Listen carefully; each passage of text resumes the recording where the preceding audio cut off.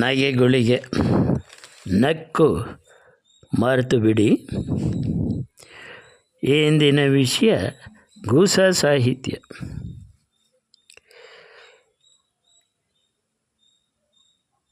ಲೇ ಮುದ್ದ, ಸಾಹಿತ್ಯ ಸಮ್ಮೇಳನ ಮುಕ್ತಾಯವಾದ ಮೇಲೆ ಜನ ಹೋಗ್ಲಿ ಹಿಟ್ಟಾಡಿಸಿ ಹಾಕಿದ ಕಸದ ರಾಶಿನಲ್ಲಿ ಹುಡುಕ್ತಾ ಇದ್ದೀಯಲ್ಲ, ಧ್ವಂಸಾವಲೋಕನ ಮಾಡ್ತಾ ಇದೆ ಮಂಡ್ಯದ ನಾಯಿ.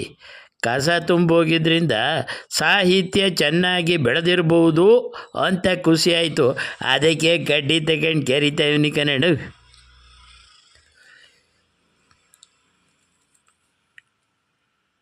ಲೇ ಅಣ್ತಮ್ಮ, ಮೊನ್ನೆ ನಮ್ಮ ಗ್ರಾಮ ಸಿಂಹ ಗೋಷ್ಠಿಲಿ ರಾಜಕೀಯದಲ್ಲಿ ಬೋಬೋ ಸಾಹಿತ್ಯ ಬಗ್ಗೆ ಬೊಗಳಿದ್ದೇನು ನೀನೇ ಅಲ್ವಲ್ಲ, ಇಲ್ಲೇನೋ ತಡಗ್ತಿದೀಯಾ?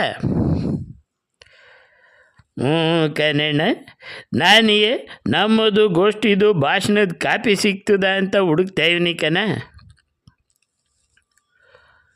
ಅಲ್ಲಕ್ಕಲ್ಲ, ಸ್ಟೇಜ್ ಮೇಲೆ ಬಿಳಿ ಬಣ್ಣದ ಬಟ್ಟೆ ಇಕ್ಕಿದ್ದ ವೇಷಾಭಿಮಾನಿಗಳೇ ತುಂಬೋಗಿದ್ರಲ್ಲ, ಅವ್ರ ಬೊಂಬಡದಲ್ಲಿ ಸಮ್ಮೇಳನದ ಅಧ್ಯಕ್ಷರು ಕನ್ನಡಕ್ಕೆ ಏನನ್ನ ಮಾಡ್ರಿ, ಕನ್ನಡದ ಸ್ಕೂಲು ಮುಚ್ಚೋಯ್ತಾವೆ ಅಂತ ಹಕ್ಕೊತ್ತಾಯ ಮನವಿ ಮಾಡಿದ್ರು. ಅದ್ರ ಕಡೆಗೆ ಯಾರು ಲುಕ್ಕೊತ್ತಾಯನೇ ಮಾಡಲಿಲ್ಲ ಕೆಲ. ಇನ್ನು ನಮ್ದ್ಯಾರು ಕೇಳಾರಪ್ಪ?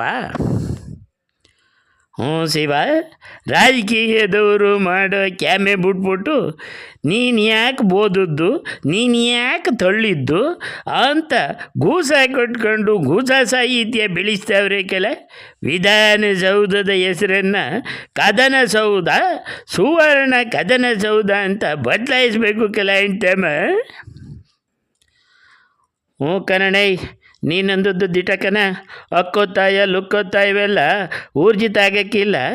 ಇನ್ನು ಮುಂದೆ ನಾಯಿ, ಕತ್ತೆ, ಕೋತಿ ಅಂತ ನಮ್ಮ ಹೆಸರನ್ನು ಬದಲಾಯಿಸ್ಕೊಂಡು ಒಬ್ರಿಗೊಬ್ರು ಕಿತ್ತಾಡೋದೆ ಸರಿ. ಯಾಕೆ ಗೊತ್ತಾ? ನಾಯಿ, ಕತ್ತೆ, ಕೋತಿಗಳ ಥರನೇ ಕಿತ್ತಾಡ್ತಾವಲ್ಲ ಅಲ್ಲಿ.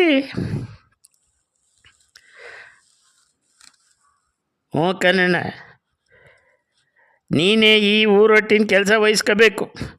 ಮುಂದಂಗೆ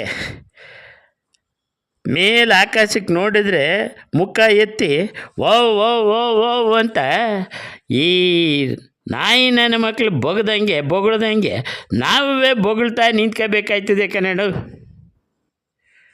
ಕೇಳಿದ್ದಕ್ಕೆ ಧನ್ಯವಾದಗಳು. ಕೇಳಿಸಿ ಸಮಾನ ಮನಸ್ಕರಿಗೆ ಇದನ್ನು ಕಳಿಸಿ. ಇದು ನಕ್ಕು ಮರೆಯಲು ಮಾತ್ರ ನಗೆಗಳಿಗೆ. ಕೇಳಿದ್ದಕ್ಕೆ ಧನ್ಯವಾದಗಳು.